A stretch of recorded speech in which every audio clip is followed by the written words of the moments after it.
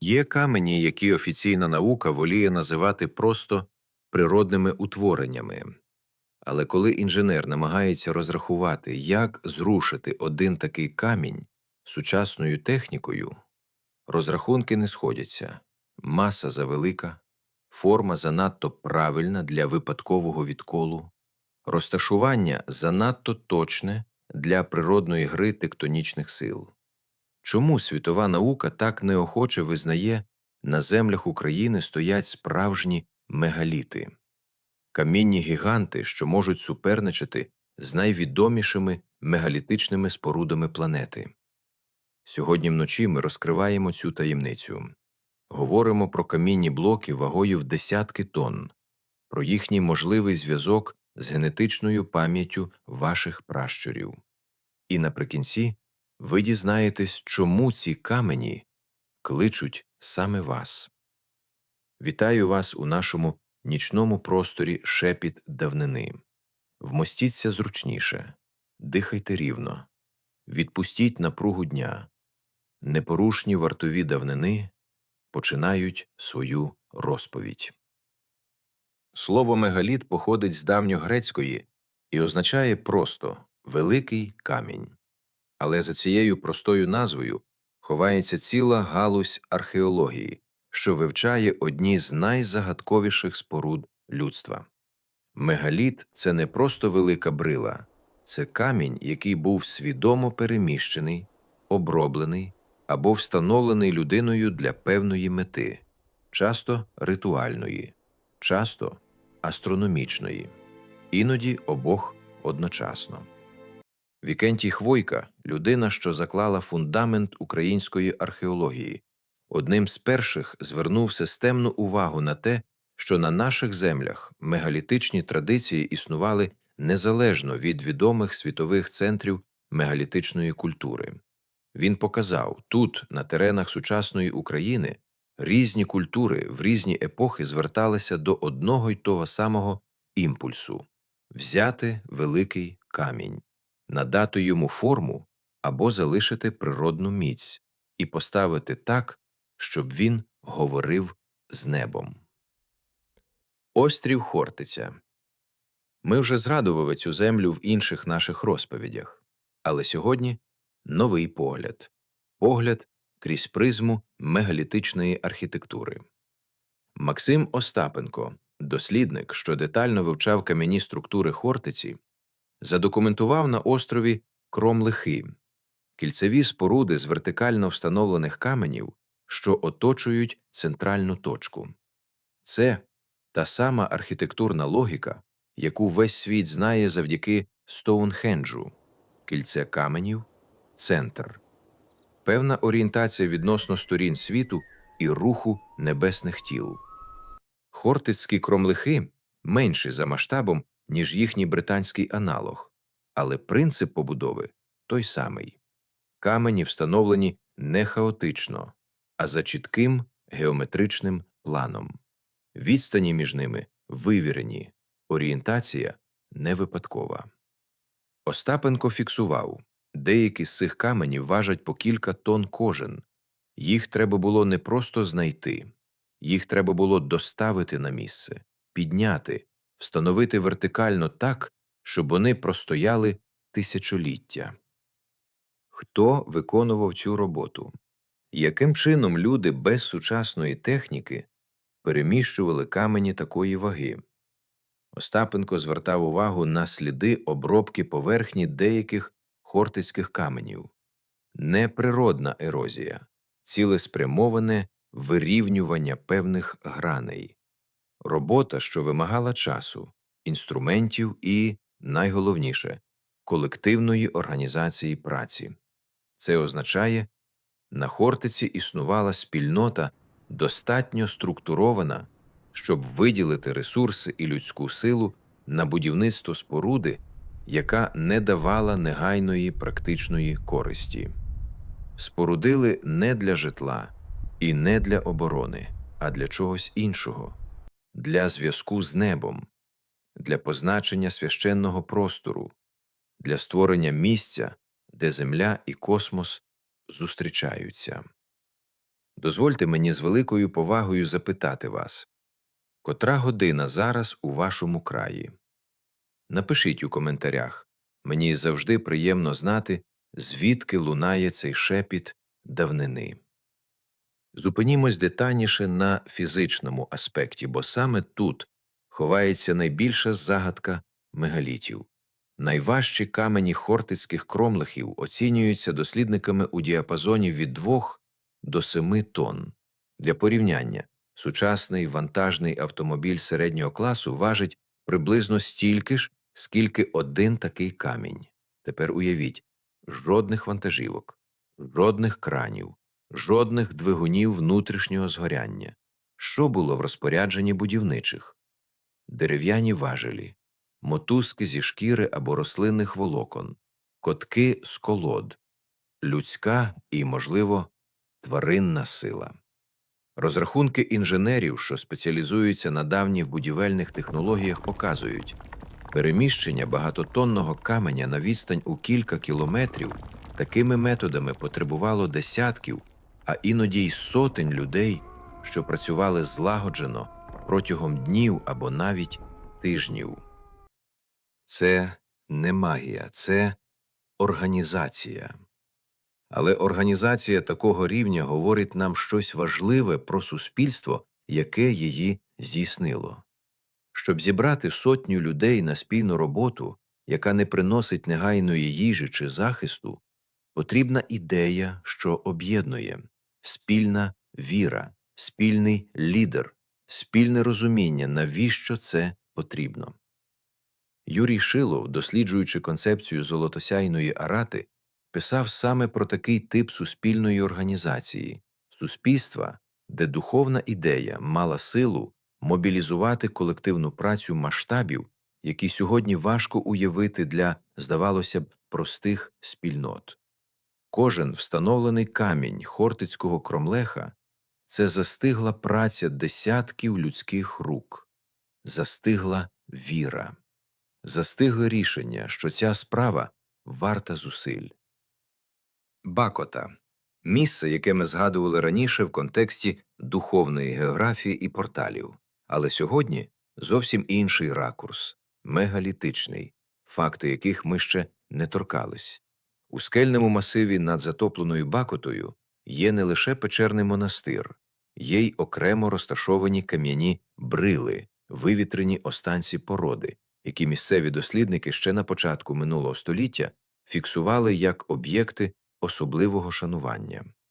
На поверхні кількох таких брил виявлено заглиблення, що за формою нагадують відбитки людської стопи, так звані камені зі слідами. Явище відоме в мегалітичних традиціях різних народів світу, від Скандинавії до Кавказу. Що означали ці сліди пращурів? У традиціях, де такі камені досліджені детальніше, подібні заглиблення трактувались як місце, де божество чи легендарний засновник роду залишив свій відбиток, ступивши на землю, щоб освятити її.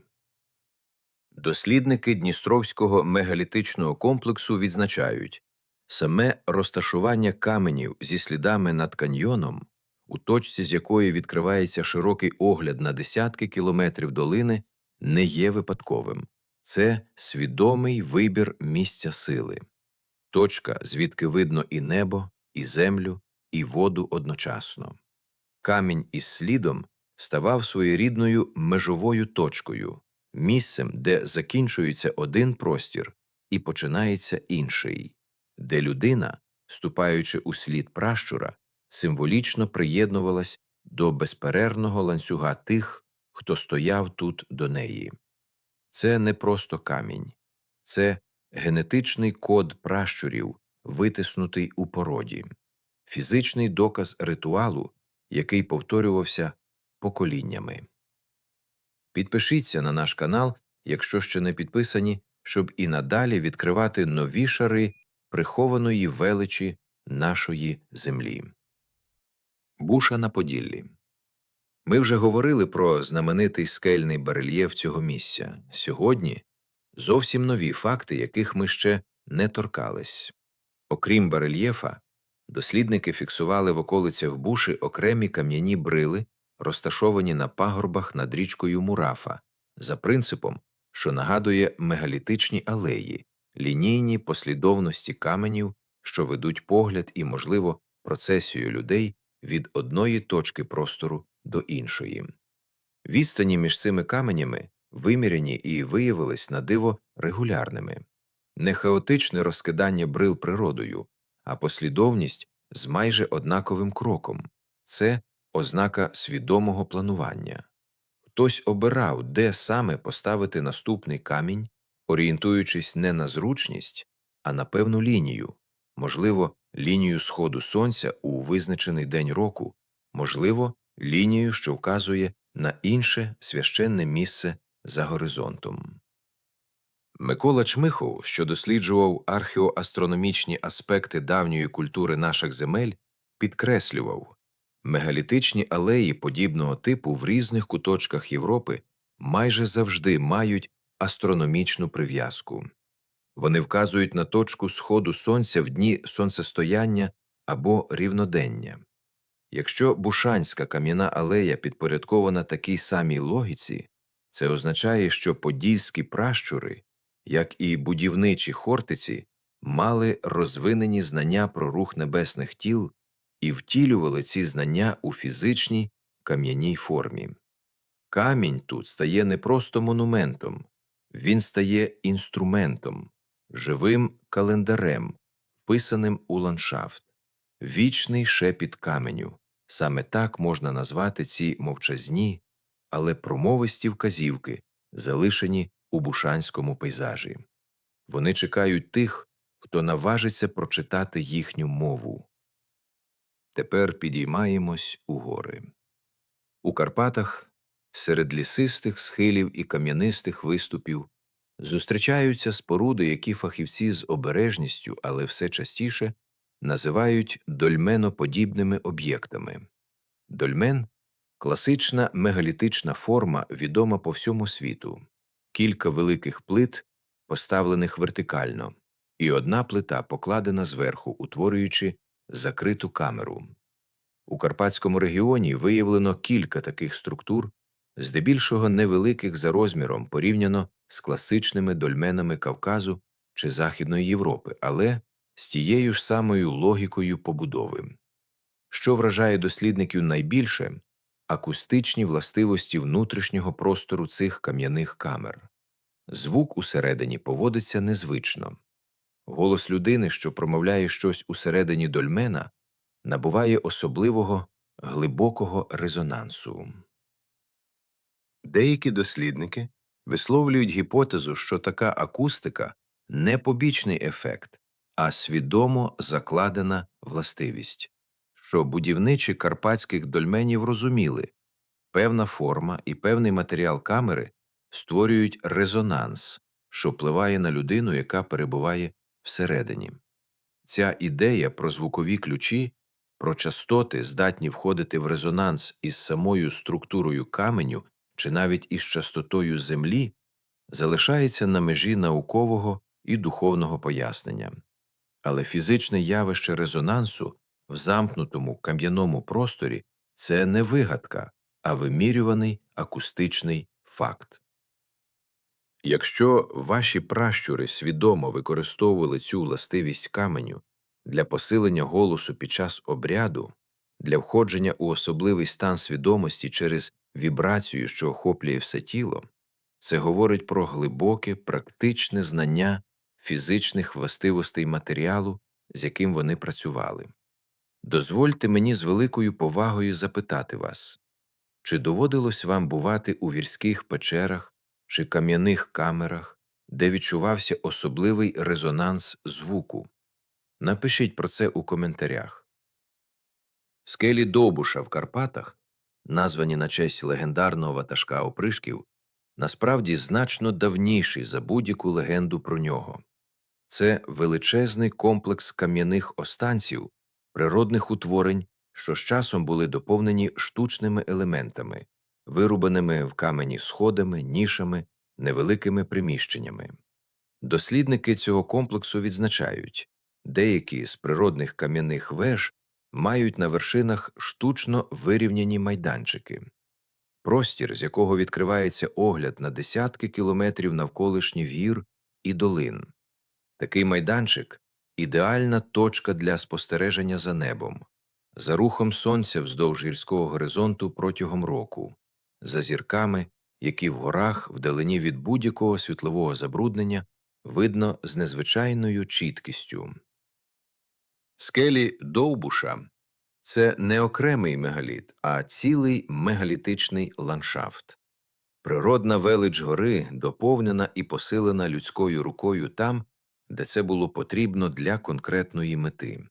Ця комбінація природного і штучного – характерна риса, яку ми бачимо по всій території України. Наші пращури не завжди будували з нуля.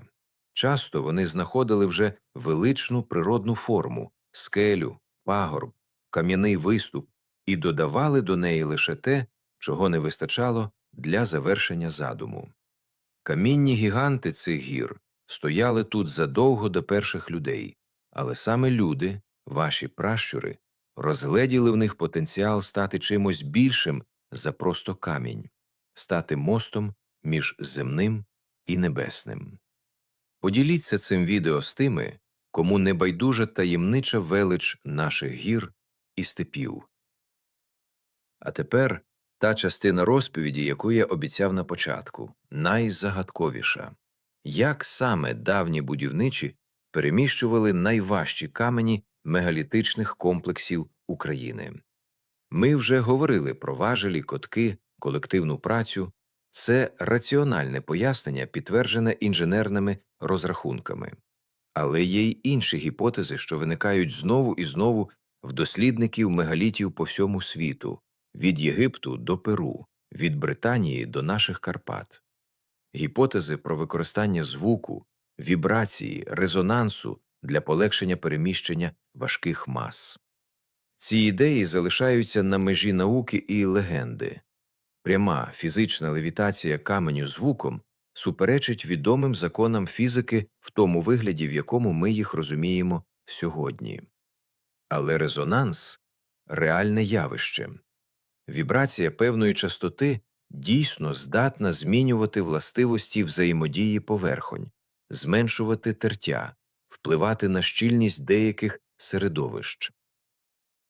Чи знали про це ваші пращури щось таке, чого сучасна наука ще не встигла повністю пояснити?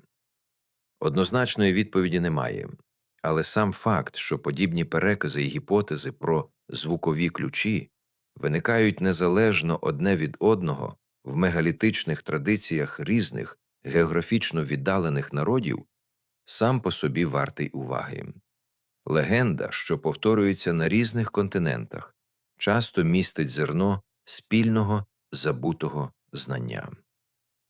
Микола Чмихов, аналізуючи давні ритуальні практики наших земель, звертав увагу – спів, ритмічний гуркіт, колективне скандування супроводжували за археологічними та етнографічними даними значну частину важких робіт у давніх суспільствах. Це не забобон, це практичний інструмент синхронізації колективної фізичної праці, який водночас міг мати і духовний, і, можливо, акустичний ефект на саму роботу.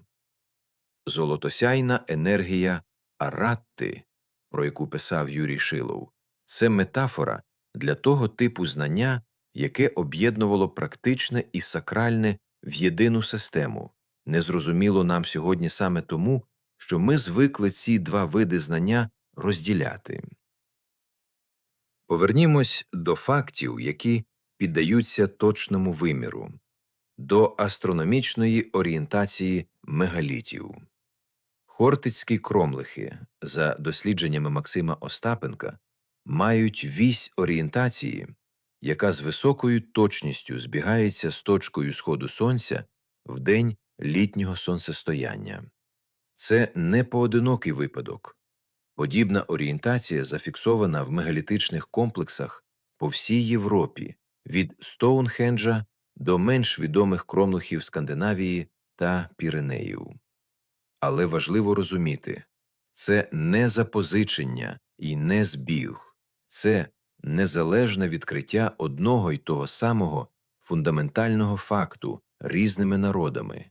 Сонце в день сонцестояння сходить у певній фіксованій точці горизонту, і ця точка може бути позначена і увічнена в камені. Ваші пращури на Хортиці спостерігали небо так само уважно, як спостерігали його будівничі Стоунхенджа, і дійшли до тих самих висновків незалежно, самостійно, на основі власних тривалих астрономічних спостережень. Дольмени Карпат також демонструють подібну орієнтацію, хоча тут дослідження ще тривають і остаточних висновків поки не зроблено з тією ж певненістю, що і щодо Хортиці. Але сама тенденція очевидна. Мегалітична традиція на землях України – це не хаотичне нагромадження каменів, це послідовна, продумана система спостереження за небом, втілена у найміцнішому з доступних матеріалів.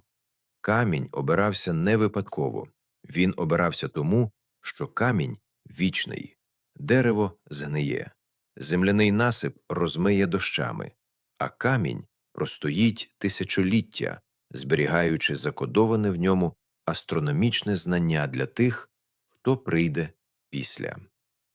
Дозвольте мені з великою повагою запитати вас, чи траплялось вам стояти біля великого давнього каменя і відчувати, ніби він щось пам'ятає? Напишіть про свої відчуття в коментарях. Наближаємось до головного откровення сьогоднішньої ночі, до того, чому ці камені кличуть саме вас. Уявімо мегаліт не просто як монумент, а як антенну. Пристрій, що з одного боку вкорінений глибоко в землю, фізично і символічно, а з іншого боку спрямований у небо, вловлюючи рух сонця, положення зірок, ритм космосу. Ваші пращури будували ці антени не для абстрактної науки. Вони будували їх для зв'язку. Для того, щоб людина, стоячи поряд із мегалітом, могла відчути себе частиною чогось значно більшого за своє власне коротке життя. І цей зв'язок не обірвався просто тому, що минули тисячоліття. Камінь стоїть. Лінія орієнтації на сонце та сама.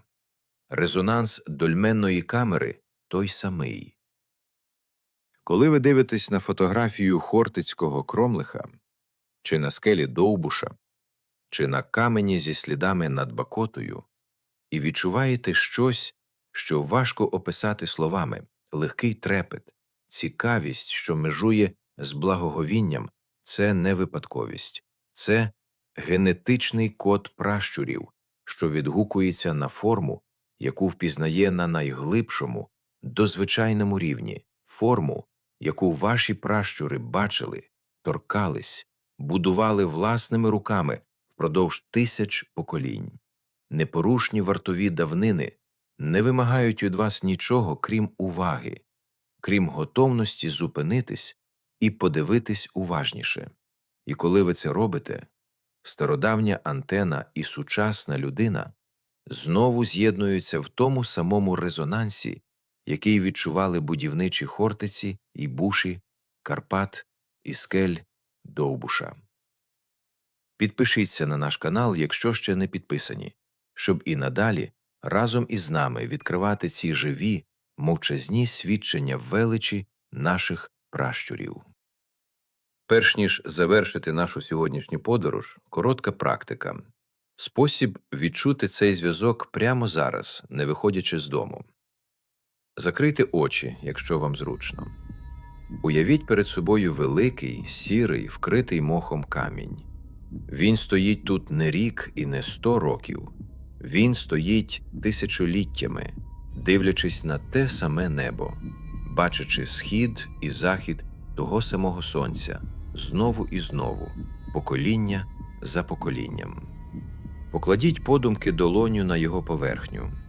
Відчуйте прохолоду каменю, його вагу, не фізичну, а ту глибшу вагу часу, яку він в собі несе. І тепер уявіть тонку лінію, що з'єднує цей камінь із небом над ним. Лінію світла, що йде від сонця вниз, крізь камінь, крізь землю і через тисячоліття до вас. Зробіть 3 повільні, глибокі вдихи. На кожному вдиху уявляйте, як ця лінія стає яскравішою, чіткішою. Ви – несторонній спостерігач цієї древньої мережі каменів, зірок і землі. Ви – її продовження. Остання, найновіша точка в довгому ланцюгу тих, хто дивився на це саме небо і відчував той самий зв'язок. Камінні гіганти нашої землі не мовчать. Вони чекають, коли ми знову навчимось їх слухати. Поставте вподобайку, якщо ця розповідь торкнулась вашого серця. І напишіть, будь ласка, у коментарях, який із згаданих сьогодні мегалітів вам найбільше хотілося побачити на власні очі. Дякую, що були зі мною цієї ночі. До зустрічі в наступному відео. Бережіть себе і свою землю. Слава Україні!